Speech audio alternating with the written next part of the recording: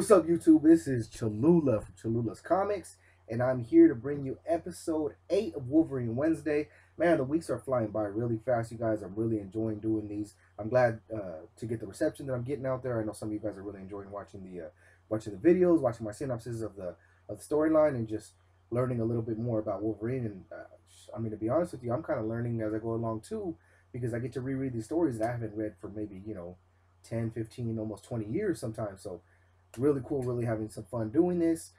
This week I'm going to bring you my synopsis of, it's pretty much the end of the Gehenna Stone Affair, which is a 6-part series. Here we have issue number 14, which is part 4 of 6. As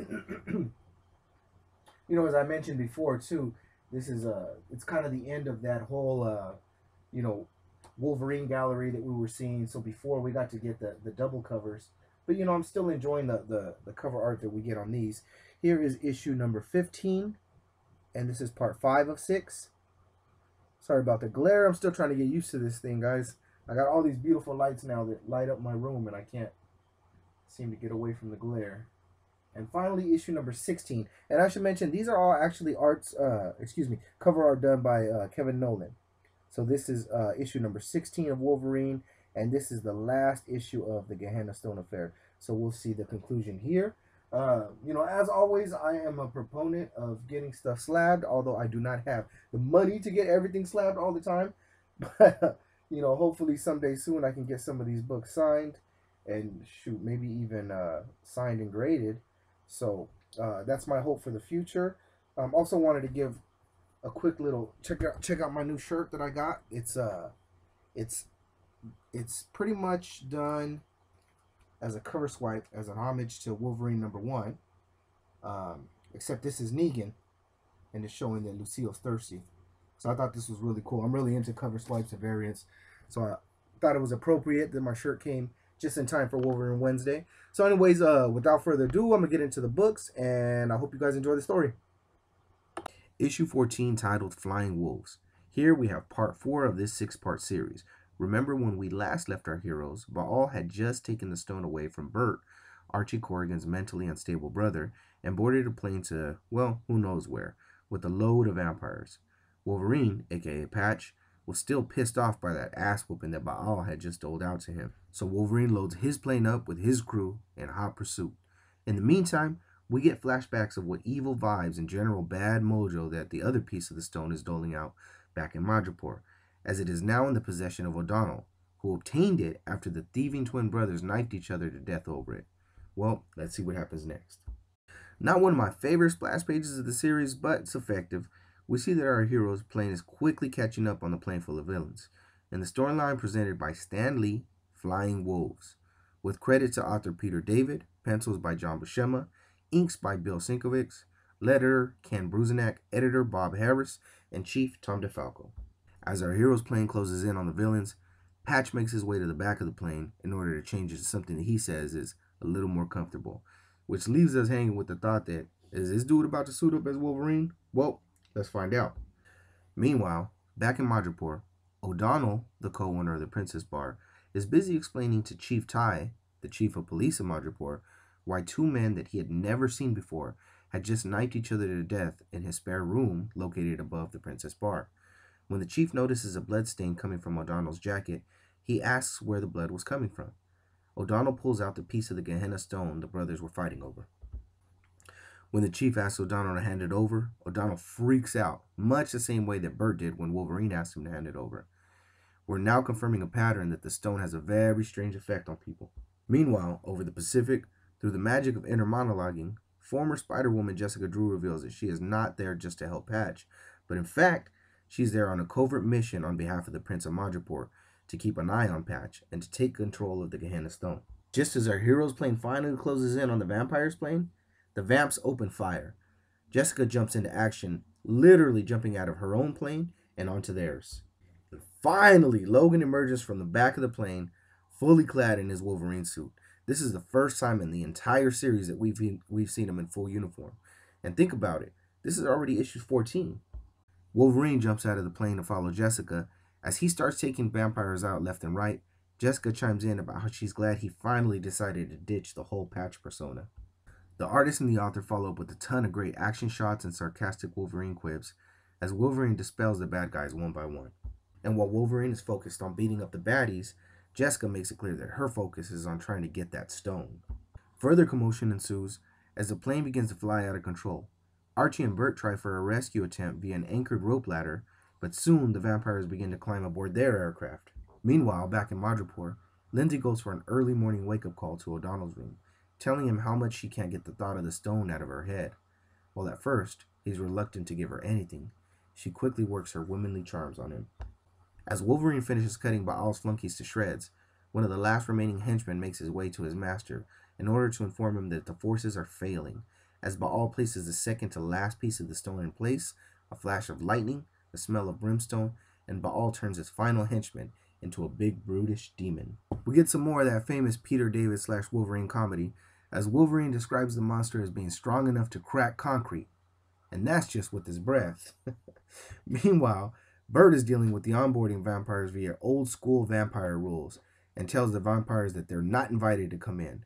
When the vamp is confused and asks what the hell you're talking about, Bert says skip it and boots one to the face. Wolverine goes on to describe just how strong the beast is. He says how a direct shot from an adamantium skull would normally cave the face of any man in, and how he'd settle just for slowing this guy down. The shot doesn't even faze him. More comedy from our buddy Wolverine. When Baal calls him out for being a feisty little man, Wolverine fires back with, "And you're a dead big man." As the fight rampages on, the demon ends up punching a hole through the back of the pilot's skull. As the fight continues, the monster shoves Wolverine's claws through the cockpit's electrical panel, which sends jolts through his adamantium-laced body. Thinking quickly, Wolverine shares the juice with the demon by shoving his claws through the demon's head. The cockpit quickly fills with fire and smoke as Wolverine makes his way to Jessica. Wolverine finds Jessica at the top of the crashing plane. He takes her by the hand and makes a desperate leap through the air and back to their own plane, which, because of his enhanced senses, he can hear is directly below them. As Wolverine and Jessica narrowly escape the explosion, Wolverine looks down at the fire remnants of the plane, and he sees the flames seem to take shape of Baal's face. Just then he hears Baal's voice in his head say, "I don't have ultimate power yet, little man, but I will, and then not even the hand of God will stop me." Back in Madripoor, we see Lindsay and O'Donnell are getting pretty hot and heavy. And just when he and Lindsay are getting ready to do the deed, they're busted in on by Johan, the prince's aide, and a troop of armed soldiers. Johan claims that O'Donnell has something that the prince wants, and he better give it up quick. Going back a few storylines, we remember that the prince had an infatuation with Lindsay. So what does he want now, Lindsay or the stone? Well, let's find out. Issue 15 is titled Homecoming. Here we have part 5 of the 6-part series. Wolverine seems to be the only one who is immune to the evil powers of the Gehenna Stone, as the rest of the players take turns backstabbing each other to gain its powers. The Pirate Prince of Madripoor strikes a sinister deal with the satanic Baal. Here we go again, totally hit and miss with the splash pages, and this one definitely knocks it out of the park.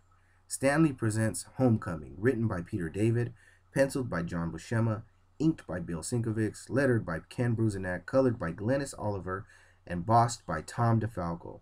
We get a great shot of Wolverine on top of Madripoor rooftops and claiming that he is very surprised at what he's witnessing. As we get a glimpse of what Wolverine is looking at, the chief of police Ty is getting ready to rough up Miss Lindsay McCabe for something that he claims that he wants, which at this point we know has to be the stone, as Lindsay's still in the picture after the prince's men came knocking at O'Donnell's door. Apparently, the prince didn't want her ass. But Wolverine knows that Chief Ty is usually a good man, and he's never seen him act in such a dirty and aggressive way. No doubt the stone is working its evil magic on the group once again. Just as the chief's flunkies descend on Lindsay, Wolverine jumps in to protect her. Since Wolverine has presented himself only as patch up to this point, the chief and his men are greatly surprised by the fighting prowess of our Wolverine, and they're especially surprised by his claws. Knowing the chief to be a close friend and ally, Wolverine decides to let the chief go. The chief, not knowing that Wolverine is really Patch, threatens Wolverine's life. Wolverine decides to slip back into his alter ego and comb the streets of Madripoor for answers. He can't believe that the chief would act in such a way, but he has his first thoughts that it could have something to do with the stone. As Patch makes his way to the prince's bar, He's surprised by the sullen and somber tone of the place, but soon he hears why. He makes his way to the back of the bar where O'Donnell and Lindsay are involved in a heated argument. Patch steps in just in time to stop Lindsay from getting 5 across the eyes from O'Donnell. Just before Lindsay says, "Wolverine, mind your own business," she gives O'Donnell a crushing kick to the cojones. Patch, stunned by the fact that Lindsay just called him Wolverine, says, "You knew?" And it's like, duh, dude, everyone freaking knows. You're the only 5'3", 300-pound hairy dude with knives growing out of your hands in the whole world. Come on. O'Donnell, recovering from that kick to his love spuds, gets up pissed at Patch, to which Patch replies, "Meh, you'll be alright. But if you have kids, they'll be stupid." more, more comedy from the Knucklehead in this storyline. To which O'Donnell replies, "Can I stop pretending you're not Wolverine now?" And finally, we get the explanation we've been waiting for. When Wolverine flashes back to his conversation with Jessica, Jessica says, "Of course we knew it was you." Wolverine replies, "Bull. Somebody would have said something to me." To which Jessica replies, "No way. When somebody with claws and a temper tantrum wants to believe he's fooling people, well, no one wants to be the one to say, 'Hey, Wolvie, what's with the stupid eye patch?'" And oh my fucking god, you guys, I couldn't have said it better myself. Hopefully that's the last we'll see of Patch for a while. Meanwhile, Bert is walking the lonely streets of Madripoor as he is approached by a lovely lady of the night. But before he can figure out what's going on, she is jumped by a bunch of Baal's fake vampire cronies.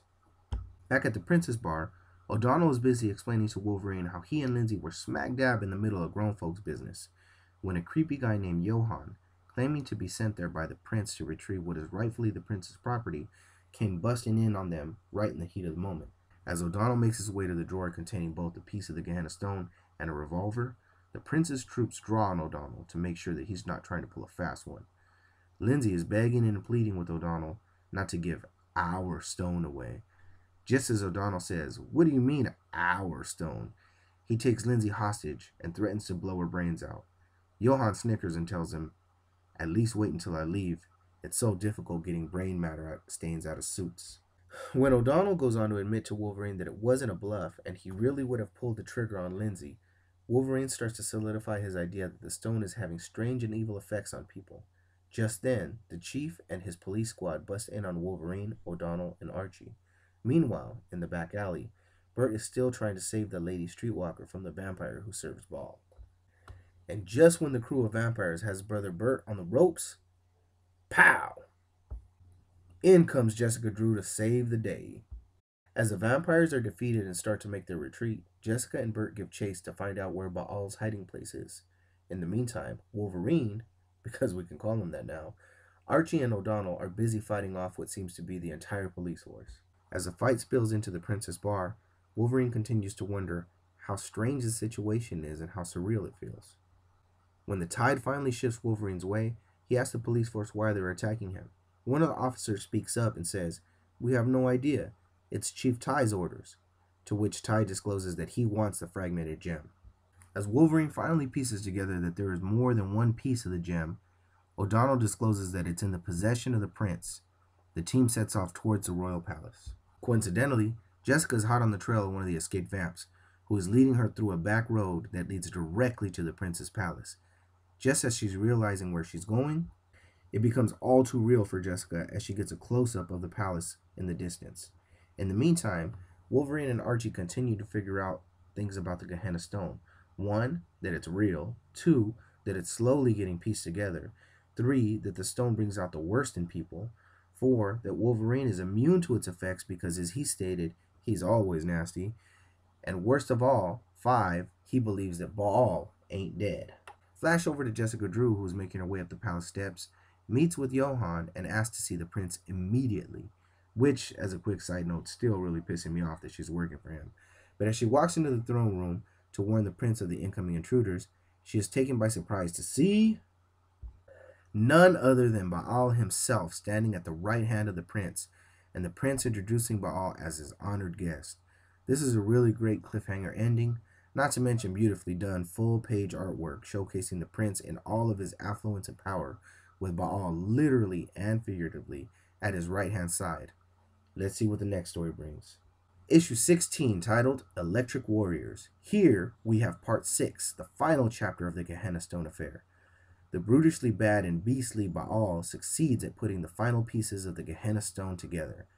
Can Team Wolverine succeed at dispelling the dastardly devilish demon and his venomously vengeful and viciously vampiric crew before it's too late? Let's find out. Again, another great example of a splash page with the perfect balance of action, color, and context to illustrate the story. Awesome page. As Wolverine and company are headed to the palace to warn the prince of the dangers of the Gehenna Stone, he is jumped by a gang of vamps in the final installation of the Gehenna Stone Affair, titled Electric Warrior, with script by Peter David, penciled by John Buscema, inks by Bill Sinkovich, letters by Ken Bruzenak, colors by Glennis Oliver, edits by Bob Harris, and Chief Tom DeFalco. During the fight, Wolverine concludes that, with the vampire still in the picture, Baal must still be alive, and since that was the case, he decides to let the fight spill over into the woods.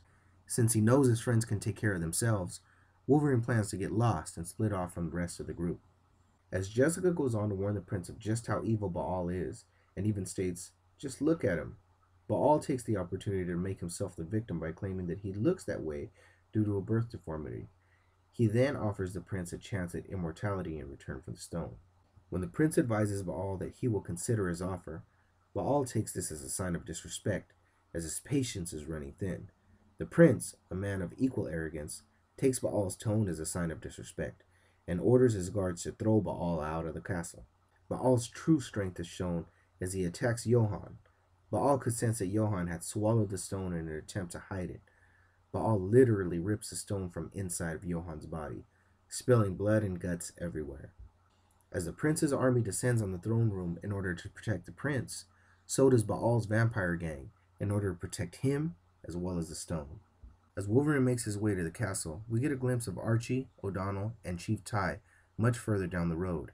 Even Bert is joining in as he speeds past the crew, claiming that he has no time to stop for them. Wolverine finally makes it to the castle and to the heart of the fight. As a quick side note, if you take the time to read through Wolverine's comments, it's kind of cool the way he talks about how he's an artist carving up his enemies. Interestingly enough, it's a cool aside as to how Peter David writes Wolverine. He's just a little bit conceited, he's a little bit braggadocious, but he's still likable. Pan over to Baal, who is getting ready to insert the final fragment of the stone into place, completing the stone and unleashing his absolute power. As the Prince of Madripoor makes a last-ditch effort to stop Baal, the prince's blade bounces off Baal's back like a beach ball, inflicting no damage whatsoever. Baal arrogantly claims nothing less than the holy warrior known only as the Hand of God to stop him now. The Hand of God, who, if you remember, is armed with unbreakable metal weapons. Pan back over to the fight where Wolverine gets a chance to repay Jessica and save her skin. As Jessica and Wolverine fight their way to Baal, he completes the stone and seems to gain the ultimate power he was searching for. The energy emanating from the crystal washes over Baal's fake vampires and changes them into what they have always pretended to be, real vampires. As the energy washes over Baal, Wolverine says that he looks the same, but his scent changes, as if he's someone else.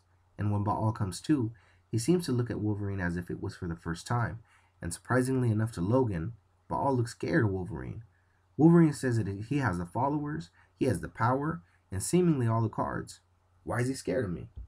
As Baal and Wolverine face off for what seems to be the first time, but most assuredly will be the last time, Baal shouts to Wolverine as if he knows him, but as if he was a whole nother person from a whole nother time. Shouting things like, "This is my place, this is my time, I have the power, and you won't defeat me again," alluding to what I had already thought, with the whole unbreakable metal reference, that Wolverine is quite possibly the reincarnation of the warrior, the Hand of God. Which is a perfect setup for this next page here, as we see the current incarnation of Baal clashing with Wolverine, and the shadows of their past fight overshadowing the two in the background. Wolverine is knocked through the wall. Just as Wolverine's back's up against it, the most unlikely of heroes, Bert, comes in and distracts Baal. As Baal breaks contact with the crystal, Wolverine senses Baal's power degrading, and with Wolverine's own strength and healing factor fading, he makes one last-ditch effort to lunge for the stone.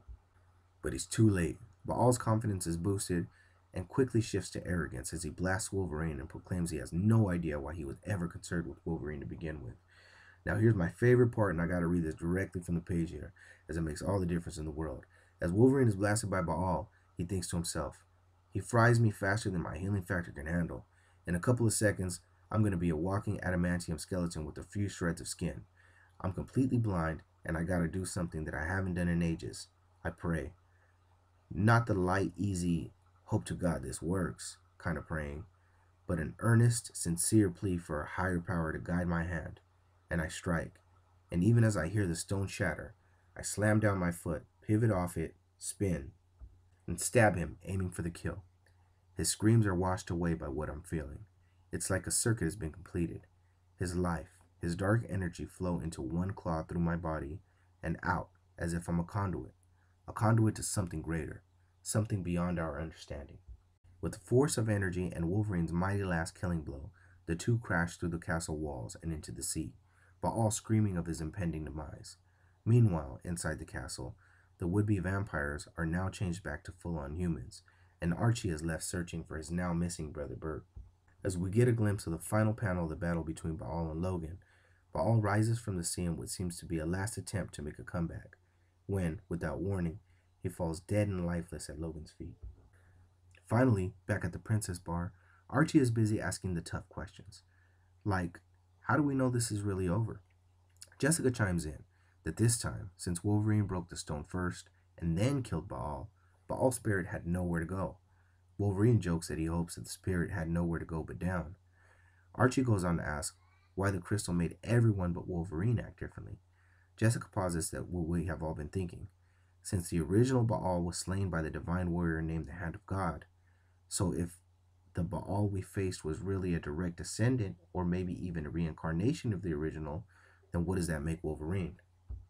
While the previous page leaves us wondering where and who Bert may be now, we get one last shot of Bert living the good life at the Monte Carlo Grande, having just won a great hand of blackjack and thinking he is now, instead of Indiana Jones, the one and only Bond, James Bond.